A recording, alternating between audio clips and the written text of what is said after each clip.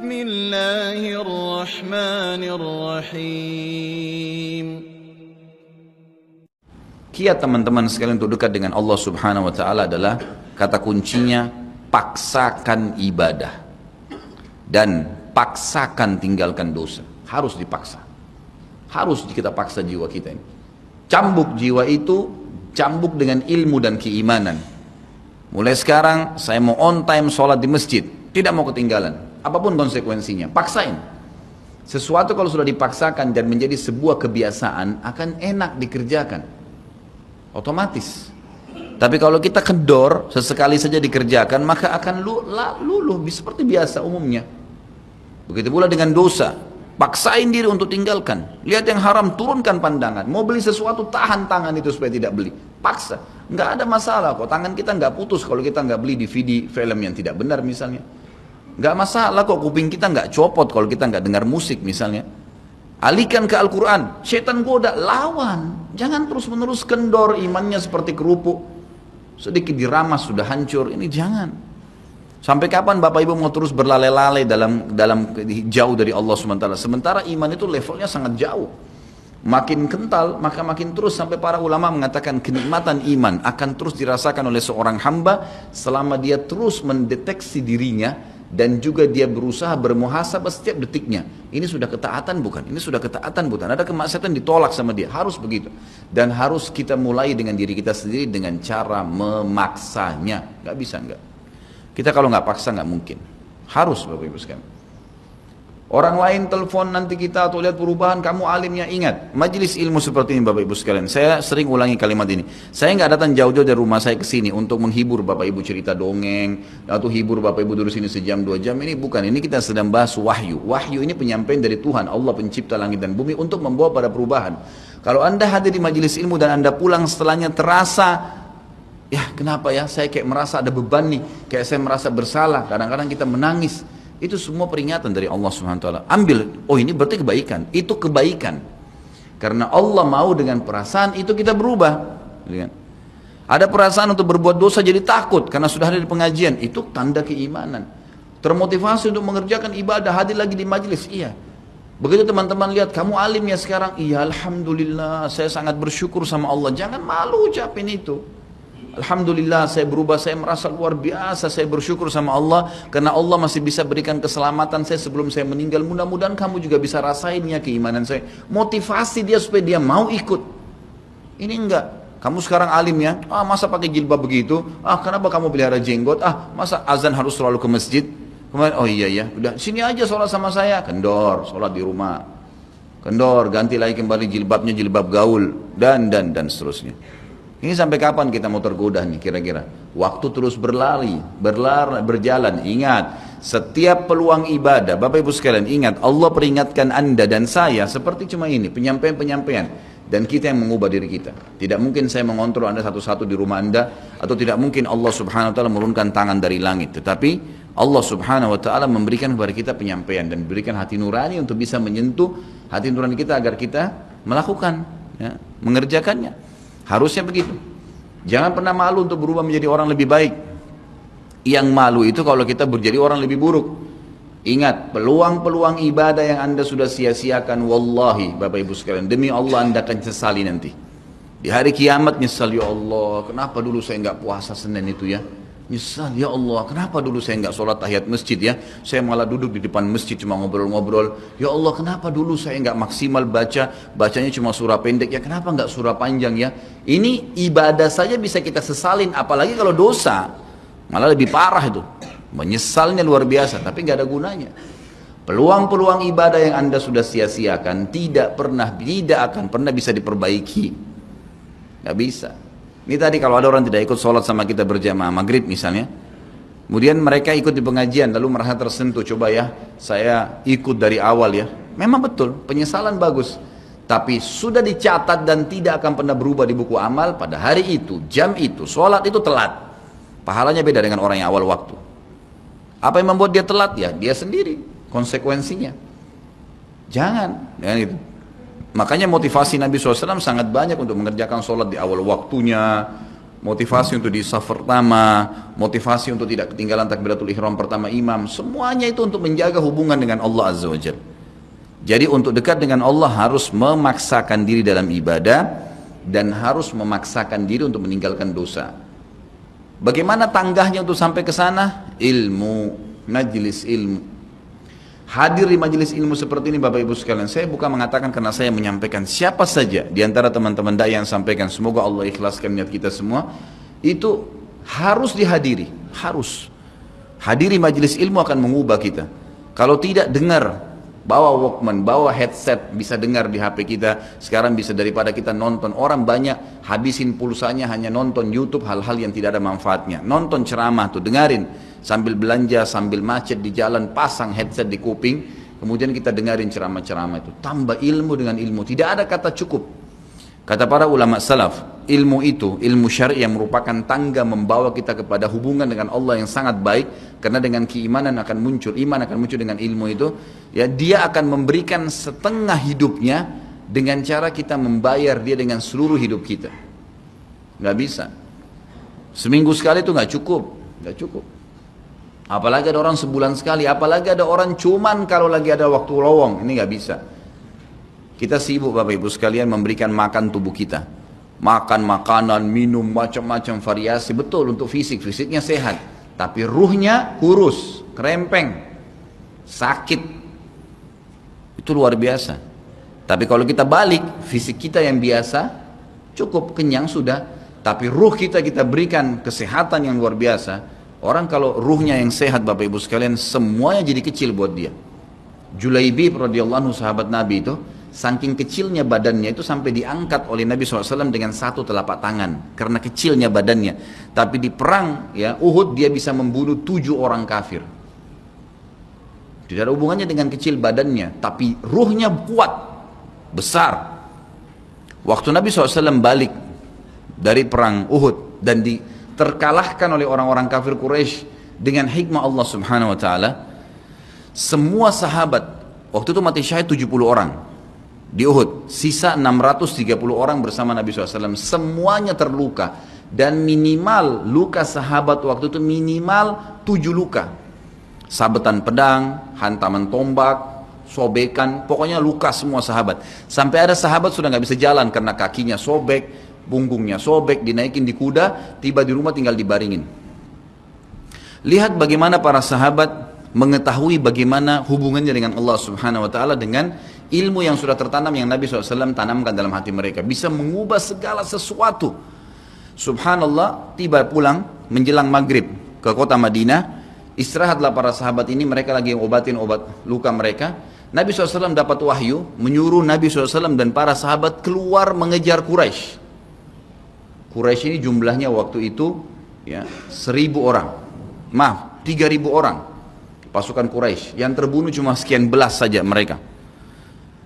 Dan mereka sudah merasa bangga dan pulang ke kota Madinah, pulang meninggalkan Madinah, karena Uhud itu dekat Madinah. Kemudian mereka bangga dengan itu. Keesokan paginya habis sholat subuh kata Nabi SAW, wahai sahabat-sahabatku, Allah Azza wa Jalla memerintahkan kita untuk mengejar Quraisy. Maka pulanglah masing-masing kalian di suku kalian, lalu motivasi siapapun yang ikut kemarin di Uhud, semua, mau sakit, mau enggak, mau luka, mau enggak, tapi ini luka semua nih, minimal punya 7 luka ya. Kita kadang-kadang mungkin kuku kita kecabut aja sudah susah ke masjid, ini sabetan pedang, sobek, rusak semua tubuh mereka. Dikatakan dalam riwayat sampai para sahabat ada yang tidak bisa ngomong karena sudah kesakitan yang luar biasa. Kata Nabi SAW, semua yang ikut di Uhud kemarin keluar lagi. 630 orang semua harus keluar. Bagaimana caranya? Pokoknya ngumpul keluar, perintah Allah. Coba bayangin, kita kadang-kadang habis olahraga saja capek, diajak keluar sama istri atau diajak keluar sama suami, kita sudah nggak mau keluar. Capek biasa olahraga. Atau mungkin penat, capek duduk di kantor mau istirahat. Ini habis perang, badannya disabet-sabet, diajak berperang lagi nih. Apa yang terjadi teman-teman sekalian? Pulanglah pimpinan-pimpinan suku sahabat ini, dimulai dengan Sa'ad bin Mu'adz radhiyallahu anhu, sahabat Nabi yang mulia. Luar biasa ini. Orang ini pada saat meninggal, kata Nabi SAW, goncang arsy-Nya Allah dengan meninggalnya Sa'ad. Sa'ad pulang ke kaumnya lalu berkata, wahai kaumku, sesungguhnya Nabi SAW menyuruh kalian untuk kembali menyerang Quraisy. Pada saat itu mereka lagi kumpul saling ngobatin luka, dan di depan mereka yang saling ngobatin luka itu adalah Usaid bin Khudair, sahabat Nabi yang mulia. Ini sahabat Nabi yang satu dari Aus ini, kalau membaca Al-Quran malaikat turun dari langit dengerin bacaannya, luar biasa. Lagi ngobatin lukanya sambil dia berkata, waktu dikatakan Nabi SAW menyuruh kalian mengejar Quraisy, kata Usaid bin Khudair lagi ngobatin lukanya, sami'na wa ata'na, kami dengar dan kami patuh, ditinggalin lukanya. Lalu seluruh suku itu saling nopang satu sama yang lain, mendatangi masjid Nabi SAW untuk ikut berperang lagi. Nggak ada satupun yang tinggal. Ada yang luar biasa, saya terus terang nangis waktu dengar kisah itu, luar biasa. Dua orang anak muda Ansar, saya setiap kenang kisah ini selalu nangis, nggak bisa tahan karena luar biasa. Anak dua orang ini belasan tahun umurnya, dan dua-duanya nggak bisa jalan, Bapak Ibu sekalian, nggak bisa jalan. Luar biasa. Sudah sobek kakinya, sobek punggungnya, bahkan dikatakan di bagian leher ada irisan, di bagian lehernya ada irisan, gitu kan. Kesakitan. Dua-dua ini diturunkan dari kuda, ditidurkan, adik kakak nih. Tapi saya tidak ingat, namanya tidak disebutkan dalam kisah, tapi ini kisah luar biasa. Dan kemarin kebetulan Imam Masjid Haram atau saya lagi umrah nyebutin kisah itu juga. Hampir satu masjid orang menangis mendengarkan kisahnya. Dia mengatakan, waktu sampai ke telinga adik kakak ini umurnya belasan tahun ya, di bawah 20 tahun. Kalau Nabi SAW memanggil seluruh yang hadir di Uhud untuk kembali berperang. Ini mereka nggak bisa jalan nih. Si kakak bilang sama adiknya, kita nggak bisa tinggal di sini nih. Rasulullah SAW sudah memanggil kita untuk menjawab panggilan Allah. Kata adiknya, bagaimana caranya kita merangkak? Bagaimana caranya kita ke sana? Nggak ada yang bisa nopang. Ini berdua lagi sakit. Mereka cuma tinggal sama ibunya. Lalu berkata si kakak, sekali saya seret kamu, sekali kamu seret saya. Mereka saling seret satu sama yang lain, Bapak Ibu sekalian, sampai di hadapan masjid Nabi SAW. Lihat bagaimana iman mereka kepada Allah Subhanahu Wa Taala, luar biasa. Dan ini tidak bisa kecuali kalau dipaksakan. Kalau tidak dipaksakan nggak bisa. Semoga Allah SWT jadikan kita orang yang selalu memaksakan diri untuk ibadah. Karena kalau tidak, kita nggak paksakan, kita akan mati dalam keadaan konyol dan menyesal, karena tingkatan-tingkatan di surga akan hilang. Percuma. Baik, saya bacakan pasal kedua. Adab terhadap Allah Subhanahu Wa Taala. Seorang muslim hendaknya melihat segala sesuatu yang telah diberikan Allah kepadanya dengan tiada terhingga, yakni berupa kenikmatan yang tak terhitung. Terlindungnya dia pada saat menempel di dalam rahim ibunya, ketika berupa nutfah atau air mani, menentukan perjalanan hidupnya hingga hari bertemu dengan Rabbnya Allah Azza wa Jal. Hendaknya ia bersyukur kepada Allah atas nikmat itu dengan lisannya, yakni memuji dan menyanjung Allah secara semestinya. Juga bersyukur kepada Allah dengan anggota badan, dengan cara menggunakannya di dalam ketaatan kepada Allah Subhanahu wa Ta'ala. Karena mengingkari nikmat, tidak mengakui kelebihan yang diberikan Allah, mengingkarinya beserta kebaikannya, bukanlah termasuk adab kepada Allah. Sebagaimana Allah berfirman dalam surah An-Nahl ayat 53, A'udzubillahi minasyaitonirrajim. Wa ma bikum min ni'matin faminallah. Dan apa saja nikmat yang ada padamu, maka itu dari Allah datangnya. Dalam surah An-Nahl ayat 18 Allah berfirman, A'udzubillahi minasyaitonirrajim, wa in ta'uddu ni'matallahi la tuhsuha. Dan jika kalian menghitung-hitung nikmat Allah, maka kalian tidak akan mampu untuk menghitungnya. Begitu banyak nikmatnya Allah, Bapak Ibu sekalian. Kita berbuat maksiat, pelanggaran-pelanggaran, tapi Allah masih bisa memberikan kita oksigen gratis. Cahaya masih bisa ditangkap oleh mata kita. Telinga kita masih bisa menangkap suara sehingga mengetahui apa yang diinginkan oleh kita. Setelah bertahun-tahun berbuat dosa, dengan taubat kepada Allah, Allah bisa ampuni. Itu luar biasa. Nikmat Allah tidak bisa terhitung. Rugilah orang-orang yang tidak menyembah Allah Subhanahu wa Ta'ala. Dan kalau seandainya, kata Ibnu Taimiyah rahimahullah, orang-orang yang bermaksiat kepada Allah itu tahu bagaimana nikmatnya keimanan yang ada dalam hati kami ini, sehingga kami bisa menangis dan kami bisa merasakan dekatnya dengan Allah, bahkan merindukan surga dan selalu merasa diri jauh dari neraka, maka niscaya mereka akan membelah dada-dada kami dan mengambil keimanan itu, karena mereka tidak akan pernah merasakannya. Keimanan akan membuat makanan sederhana menjadi mewah, tidur di tempat yang biasa akan menjadi nyaman, bahkan cobaan seberat apapun menjadi kecil buat kita, karena keimanan kepada Allah Subhanahu wa Ta'ala. Dan itu sebuah nikmat. Itu hanya bisa dirasakan kalau kita betul-betul memaksakan diri beribadah kepada Allah Subhanahu wa Ta'ala. Allah berfirman dalam surah Al-Baqarah 152 dari selanjutnya, A'udzubillahi minasyaitonirrajim. Fadhkuruni azkurkum washkuruli wala takfurun. Ingatlah selalu aku, kata Allah. Selalulah berzikir, selalulah patuh, selalulah kerjakan ketaatan-ketaatan. Nikmatilah yang halal, jauhilah yang dilarang. Maka aku akan ingat kepada kalian. Bayangkan kalau seorang presiden mengingat kita, bagaimana bangganya kita disebut-sebut nama kita di hadapan orang-orang yang di sekitarnya. Bagaimana dengan Allah pencipta langit dan bumi yang mengingat kita. Dan bersyukurlah kepadaku dan jangan kalian mengingkari nikmat-nikmatku. Oleh karena itu, tidaklah beradab jika seseorang lari kepada sesuatu yang tidak memiliki tempat pelarian, bersandar kepada yang tidak memiliki kemampuan apapun, serta bertawakal kepada yang tidak mempunyai daya dan kekuatan.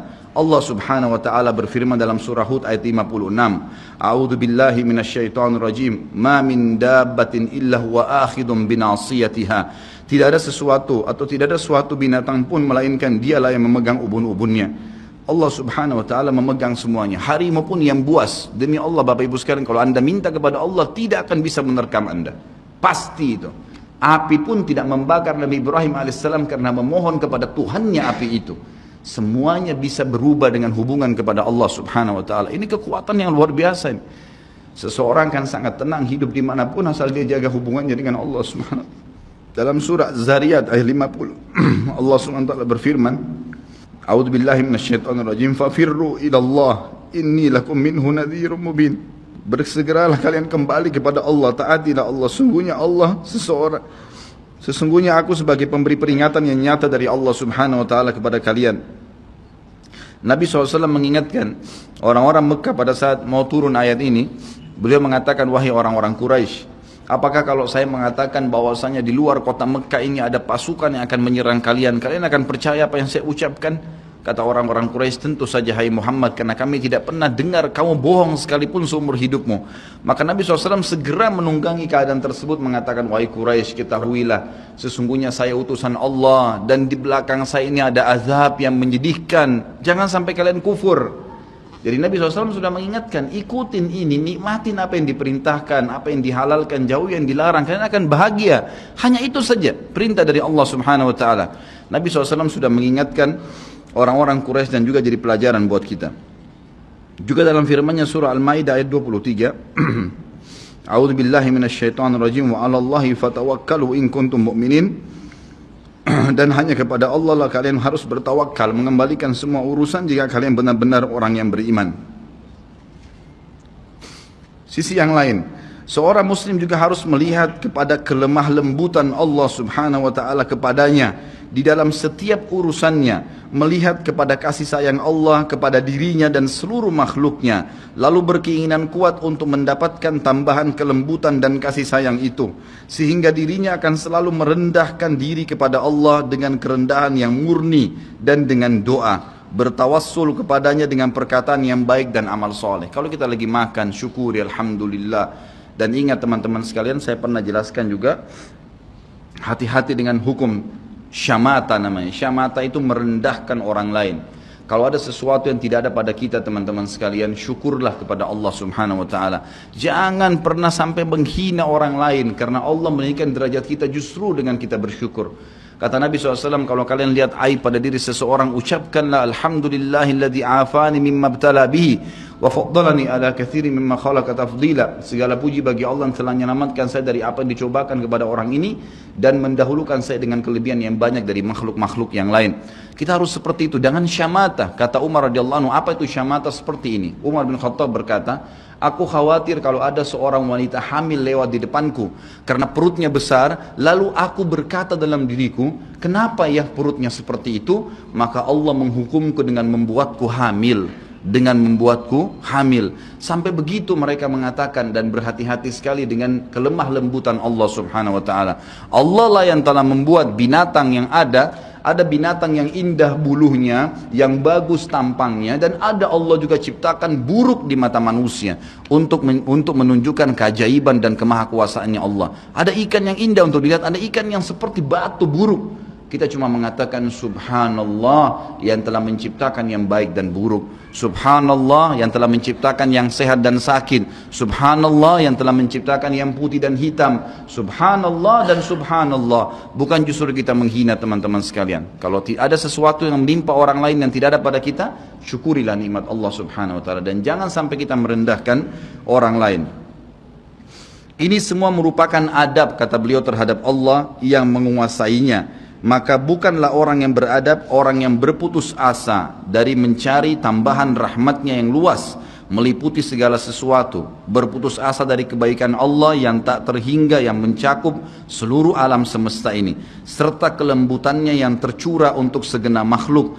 Allah subhanahu wa ta'ala berfirman di dalam A'raf 156, A'udzu billahi minasyaitonir rajim, wa rahmati wasi'at kulla syai', dan rahmatku meliputi segala sesuatu. Kata ulama tafsir, hewan pun kalau yang buas kemudian dia menerkam mangsanya, lalu dia meminta maaf kepada Allah, maka rahmatnya Allah akan meliputinya. Seseorang membunuh orang lain pun, sebagaimana masuk dalam sebuah hadis, Allah tertawa melihat dua orang yang saling membunuh, kemudian dua-duanya masuk surga. Lalu para sahabat bertanya, ya Rasulullah, bagaimana ceritanya dua orang itu? Kata Nabi SAW, yang satunya mukmin, yang satu kafir. Lalu kemudian si kafir membunuh si mukmin di kancah peperangan, mati syahidlah si mukmin tadi.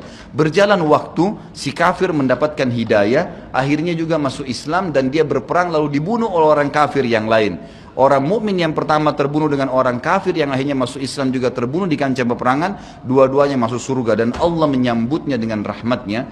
Allah tersenyum dan tertawa dengan dua orang ini. Jadi dengan kemahalembutannya Allah subhanahu wa ta'ala. Dalam surah Asy-Syura ayat 19 dikatakan juga, a'udzubillahi minasyaitonirrajim, Allahu latifun bi'ibadi. Allah itu maha lembut terhadap hamba-hambanya. Makanya dalam hadis yang lain dikatakan, ma nazala linu fi syai'in illa zana. Tidak ada sesuatu dikemasi dengan kelemah lembutan kecuali akan menghiasinya. Dikatakan Allah latif, Allah itu lembut, yuhibbul lutf, dia suka dengan kelemah lembutan, gitu kan. Wa ma nuzi'a min syai'in illa syana. Tidak ada sesuatu diangkat darinya kelemah lembutan kecuali akan merusaknya. Tidak ada manfaatnya mencak-mencak, marah-marah tuh. Emosi habisin waktu-waktu kecuali dalam pelanggaran agama saja. Tapi kalau bukan pelanggaran agama, maka jangan, tidak perlu semua. Dikatakan dalam hadis Bukhari, Nabi SAW kalau berhubungan dengan hak beliau urusan dunia, semuanya ditoleransi. Tapi kalau sudah berhubungan dengan hak Allah subhanahu wa ta'ala, barulah beliau tegas. Ya, ini sifat Nabi Muhammad SAW. Kita baca dua ayat lagi baru kita tutup. Sudah masuk waktu? Surah Yusuf ayat 87, A'udzu billahi minasyaitonir rajim, la tai'asu min rauhillah.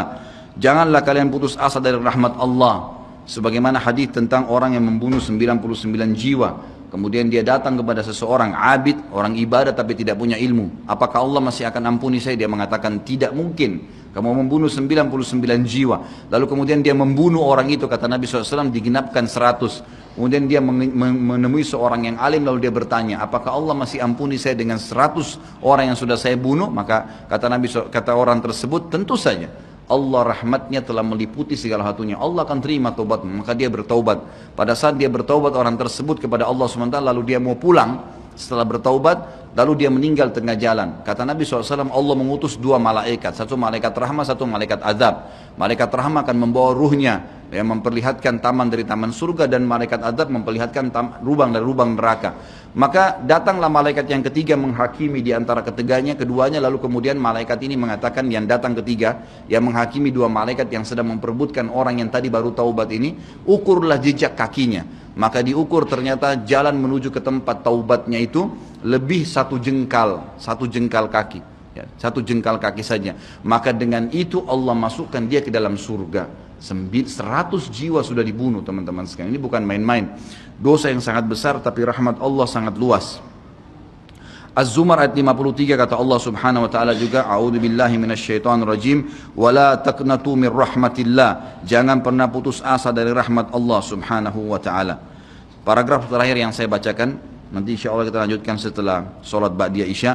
Seorang muslim harus melihat bagaimana dahsyatnya siksaan Rabbnya. Allah SWT maha lembut, tapi jangan lupa Allah azabnya sangat pedih. Seorang muslim harus melihat bagaimana dahsyatnya siksaan Rabbnya, kerasnya azab dan kecepatan hisabnya. Kalau datang seketika, gitu kan? Dan tidak ada yang bisa bendung, sehingga dia bertakwa atau takut kepadanya, menjaga diri terhadapnya, serta meninggalkan segala kemaksiatan. Maka ini pun merupakan bentuk adab kepada Allah, sehingga tidaklah seseorang itu beradab menurut orang-orang yang berakal apabila ia menentang Allah dan berlaku aniaya atau zalim.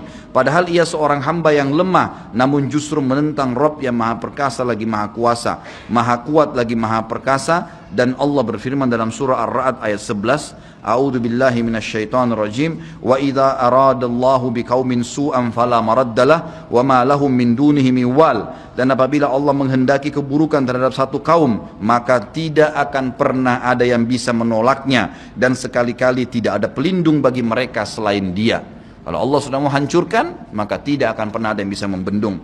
Juga dikatakan dalam surah Al-Buruj ayat 12, A'udzu billahi minasyaitonir rajim, inna batsya rabbika lasyadid. Sesungguhnya azab Rabbmu benar-benar keras. Jadi teman-teman, jangan tantang Allah. Kalau Anda buat dosa, lindungi, tutupilah dan bertaubat kepada Allah. Jangan tantang, enggak mungkin lah, masa Allah haramin, ya sudah diolok-olok orang yang berbuat ketaatan, ini berbahaya.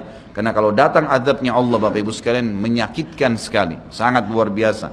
Saya sarankan juga Anda bisa ya melihat di YouTube azab-azab Allah, itu akan banyak cuplikan yang orang-orang memang kena kutukan dari Allah Subhanahu wa taala. Bisa mudah-mudahan menambah iman kita. Ayat yang terakhir adalah surah Al-Imran ayat 4 yang bunyinya A'udzu billahi minasyaitonir rajim, wallahu azizun dzuntiqam. Allah itu maha perkasa, maha mulia, dan Allah mempunyai balasan siksaan yang sangat keras. Ingat, Allah memang maha pengampun, tapi Allah juga dari sisi lain azabnya sangat keras. Maka harus hati-hati Bapak Ibu sekalian dalam menjaga hubungan dengan Allah Subhanahu wa taala. Nanti kita lanjutkan lagi dengan yang tersisa setelah salat ba'diyah insyaallah. Subhanakallahumma wa bihamdika asyhadu an la ilaha illallah astaghfirullah wa atubu ilaik. Wassalamualaikum warahmatullahi wabarakatuh.